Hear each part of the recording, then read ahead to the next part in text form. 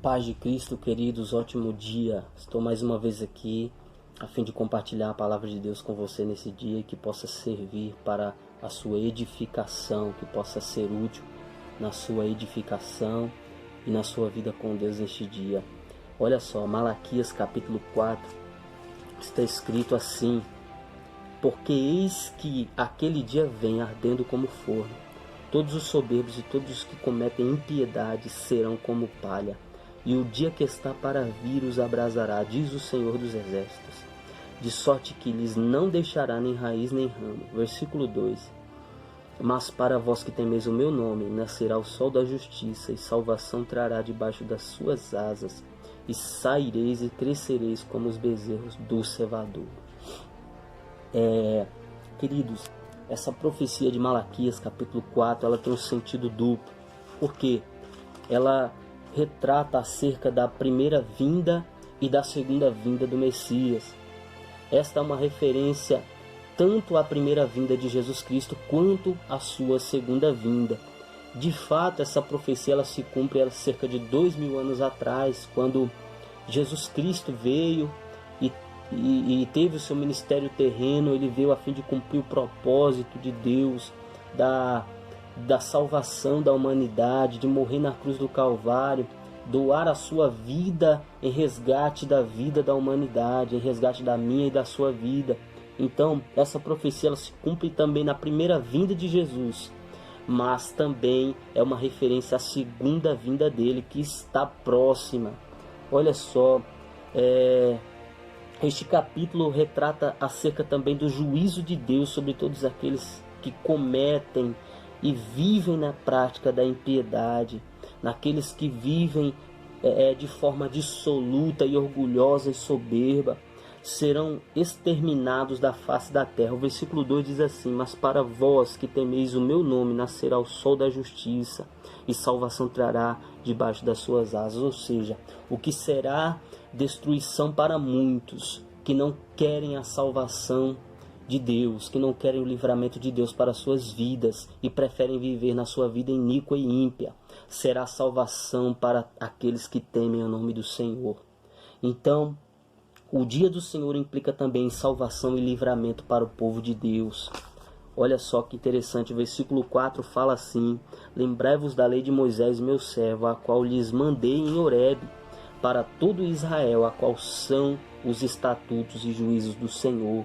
Lembrai-vos da lei de Moisés, o profeta ele está falando, porque devido ao terrível nível de impiedade sobre a face da terra nos últimos dias, devido a muitas pessoas se apostatarem de Deus, abandonarem a Deus e as leis de Deus, é necessário um retorno à obediência e à lei de Deus. E o profeta está dizendo: lembrai-vos da lei de Moisés, retornem a obedecer novamente as leis do Senhor, porque Deus tem salvação, Deus tem livramento para nós, queridos.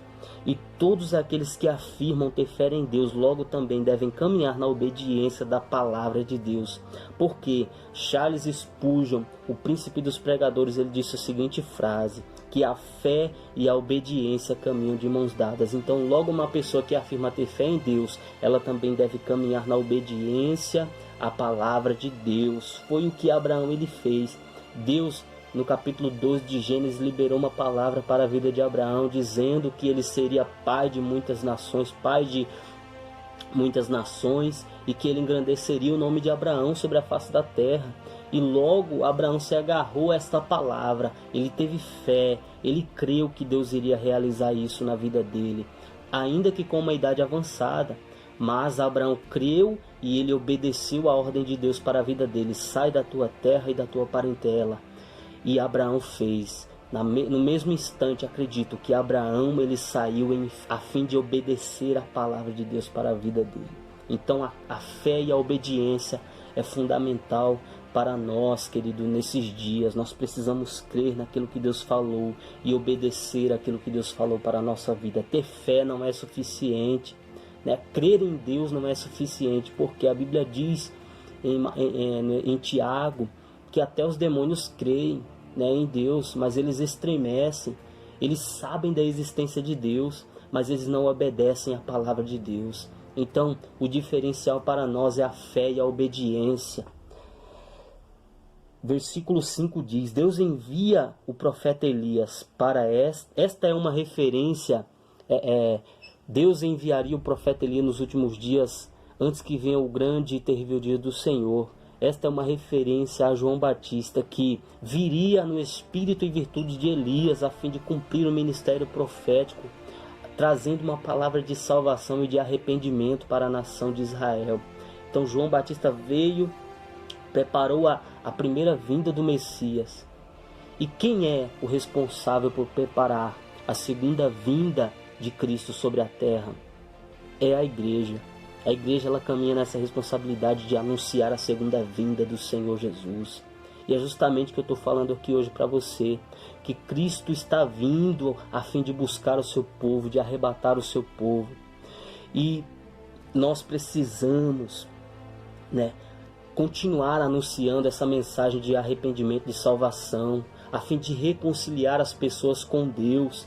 Não adianta, querido, muitas vezes nós irmos às igrejas atrás de bênçãos terrenas, porque Deus tem muito mais do que isso para nós. Deus tem a salvação eterna das nossas almas.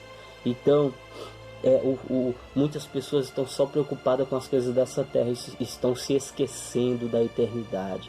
E Deus, Ele tem salvação para a nossa alma.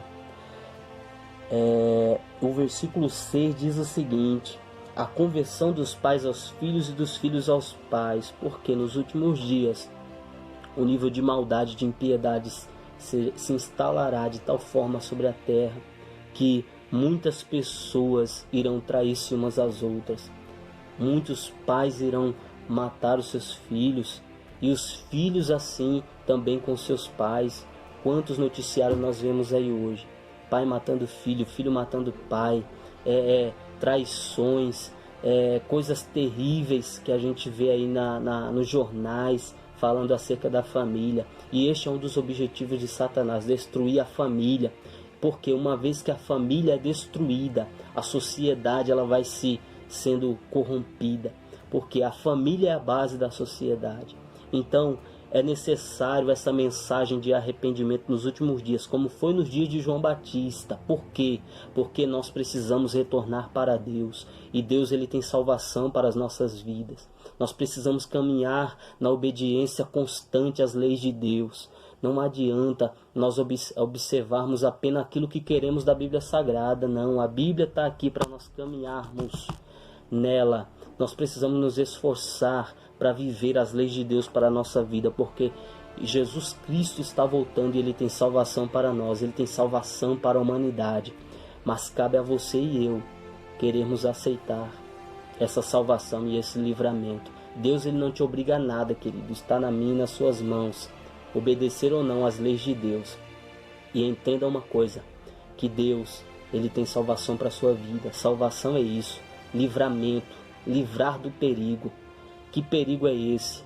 Da morte eterna, a morte sem Deus. Morrer e não ter salvação é a pior coisa que pode acontecer na vida do ser humano. E para isso Cristo veio na primeira vez, a fim de nos resgatar para Deus, a fim de nos purificar dos nossos pecados e a fim de que nós pudermos ter acesso à eternidade por meio de Cristo, Ninguém vai a Deus senão por intermédio do Senhor Jesus Cristo. Cristo é a ponte para nós caminharmos em direção à eternidade. E eis aqui a palavra de Deus para você e para mim nesse dia, que nós possamos retornar para Deus, retornar à obediência constante às leis de Deus. Nós estamos vivendo dias terríveis, mas nós cremos na salvação, no livramento de Deus para nós, para o seu povo, para a humanidade. Basta nós crermos e aceitarmos o que Deus tem para a nossa vida. Que Deus em Cristo te abençoe, que você tenha um ótimo dia na presença de Deus. Um abraço. Deus abençoe sua vida.